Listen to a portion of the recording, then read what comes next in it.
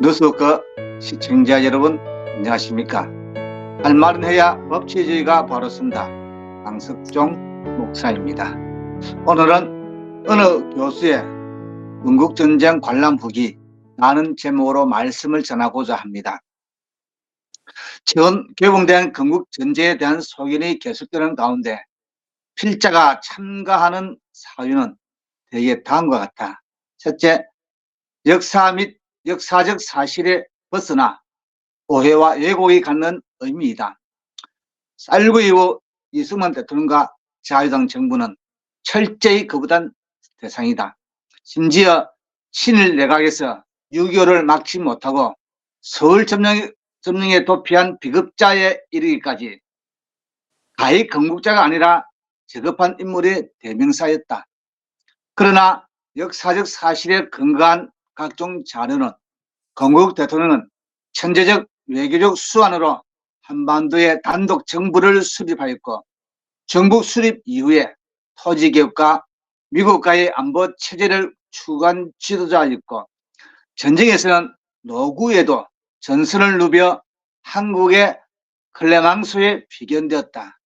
전쟁 초기 절체절명의 순간 해외 망명을 권고하는 미국 대사에게 권총으로 자기를 선언한 지도자였던 것이다. 이승만 대통령은 지도자인 대통령 이전에 이미 국제사회의 촉망받는 인물이었다. 한학과 영어에 능통하고 통달하고 불과 5년 만에 세계 최고 대학에서 학위를 받았었다. 이미 그가 조국을 떠나기 전 20세기 초선 독립정신은 옥중수구에 비견되는 자유와 민주주의에 대한 위대한 각성이었고, 중일전쟁 당시 저술한 일본 내막기는 태평양 전쟁을 예언한 예언서였다. 가히 한반도인을 넘어선 20세기 지도자의 지성을 보여주었다. 문제는 독일이나 일본 같은 지성이 결여된 한국은 이승만 연구나 건국에 대한 체계적 연구가 없었다. 심지어 탈냉전 후 러시아가 제공한 해방정국 당시에 러시아 자료에 대해 번역조차 수년을 허비하기에 이른다. 오직하면 러시아인으로 해방 당시 김일성 연구로 유명해진 안드레아 랑코프는 김일성 정권은 국가마저 소련이 만들어주고 소련군 대위였던 김성주가 김일성으로 변신하는데 소련 장군 스티코프의 결정이었다고 반증했다.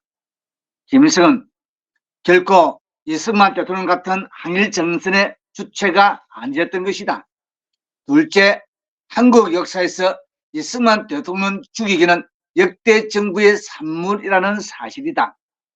무엇보다 군사정부의 조국 근대화는 이승만 대통령의 업적, 즉 한미동맹과 교육제도 위에 가능했다. 1961년 군사정부는 남북 격차를 인식하고 산업화를 통한 북극 강병을 위해 화폐개혁, 산업화 전략 등 여러 조치가 실패하자 한일 국교 정상화와 월남전 참전으로 대반전의 기회를 잡게 된다. 그러나 한편으로 박정희 대통령은 이병철, 정주영, 최형석, 신격호, 박태준 등 위대한 세대의 동참이 있었다. 이들은 일자 두 배에 걸친 전쟁, 태평양 전쟁과 6.25를 겪은 5천년 역사상 가장 불행한 세대였다. 이들의 인생은 곧 고해였고 전쟁이었다. 유럽 제국 경제사를 쓴 위대한 경제학자 센크로니 결론지은 미미한 도전에는 미약한 응전, 거대한 도전에는 위대한 응전의 세계적 사례였던 것이다. 반면 구하말 태어나 홀로 지도자의 길을 걸었던 이승만 대통령은 외로운 늑대였던 것이다. 유학 중 이미 나라는 식민지가 되자 장래가 보장된 대학 교수가 아니라 교민사회에서 항일운동을 선택하여 교육자, 종교인, 지도자의 역할을 자임한다. 중일전쟁이 발발하자 미국에 난 최고의 지성이자 대통령이 된 윌슨 교수에게 배운 지성은 불의 명저 일본 내막기를 서기한다. 태평양 전쟁을 예견한 저술로 선각자가 된 이승만에게 전쟁 후 예견된 독립을 위한 준비는 나라 없는 지도자로서 그야말로 최고의 자질을 보여준다. 그의 지성을 알아본 미국의 언론인들은 루스벨트 정부의 비밀까지 제공하며 한반도 정책을 압박하여 차선, 즉 한반도의 미군 상륙과 주둔을 성공시켰던 것이다. 미군 정하에 조국 독립을 위한 외교 성과는 유엔 승인하 단독 정부를 수립한 것이다. 셋째, 이승만 대통령의 비전은 자유민주주의에 대한 신념에 머무르지 않았다. 빈곤과 문맹, 신분과 남녀 차별의 전쟁을 선언한다. 전쟁 중 한국은 국민 교육을 병행하고 세계 철학 사전과 세계 문학 전집을 발행하여 세계를 놀라게 한다. 외교력을 동원한 미국 원조의 확보와 군인들과 유학생 제도의 도입은 조국 근대화의 토대가 된다. 대표적인 사례는 원자력 분야 장학생을 파견하고 원자력 연구소를 설립하여 1970년대 원자력 발전소를 건립하고 운영하는 토대가 된 것이다. 이승만 대통령은 과학과 산업화에도 지대한 공헌을 하게 된다. 6.25 중 북진에서 북한의 산업시설을 둘러보는 인사를 미군과 함께 파견하기도 했고 용돈을 유학생에게 주기도 했다. 전쟁 복구 당시 경제발전 계획을 수립하여 군사정부의 방향을 제시하기도 하였다. 위대한 지도자 박정희 대통령과 전두환 대통령은 단 한 가지 단점, 즉 옥타비아가 자신의 이름을 암살당한 시조로 부르게 한 의미를 알지 못했다. 북한이 하야후 30년 넘게 저주한 이승만의 의미를 몰라 이수신과 독립기념가만 지었던 것이다. 이것은 역사와 교양이 결여된 한국 지성의 실체를 보여준다. 만약 독서, 세계사와 교양이 전제되었다면 이수신 장군과 함께 이승만 동상을 세우고 독립기념관 대신 건국기념관을 건립했을 것이다. 이수신 장군을 민족 영웅으로 만든 지도자는 박정희 대통령이었다. 조선 왕조에 의해 철저히 소외된 민족 영웅을 찾았으나 과거 조선 왕조의 인물이었다. 반면 이승만 대통령은 책임이 무관한 4.19로 폐마된 건국과 미래를 상징하는 위대한 인물이었다. 특히 오공정부가 주도한 독립기념관은 역사적으로 외세에 의해 독립되었기에 반역사적 상징이다.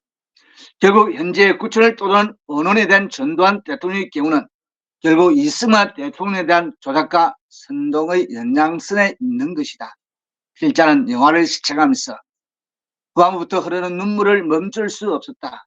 10년 전 감히 한국의 현대사를 정상화시키겠다는 비전으로 영화 각본가로서 감회가 더해졌기 때문이다.